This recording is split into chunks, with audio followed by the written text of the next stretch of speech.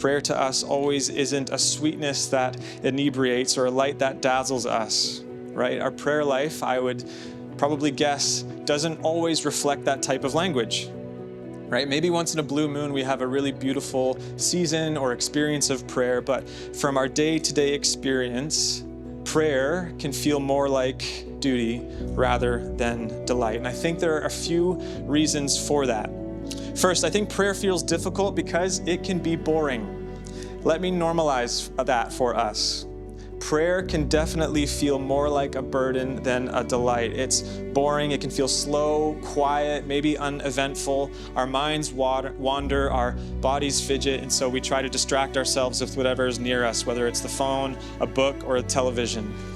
Second, I think prayer feels difficult because we are busy people.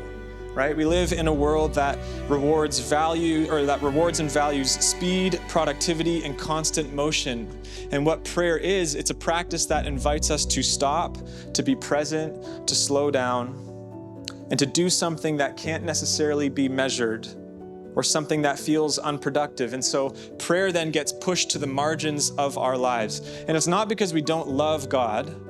It's not because we don't care about God, but because we don't know how to make space for something that requires our unhurried attention. Third, and I think maybe most significantly, I would suggest that prayer can feel difficult for many of us because we don't necessarily know how to do it very well. I know that might sound strange. And I think as Christians, we are taught that we should pray, but not always how to pray. And when we don't know what to say, how long to pray for, or whether we're doing it the right way, prayer can quickly become awkward and discouraging. And so we either just repeat the similar phrases that we know, we rush through it, or avoid it altogether. And over time, prayer can feel like an intimidating, frustrating practice rather than an invitation to a really true experience of delight. And honestly, I wish more of us felt free to admit that we're not very good at praying. Not because we don't care, but because we don't always know how to.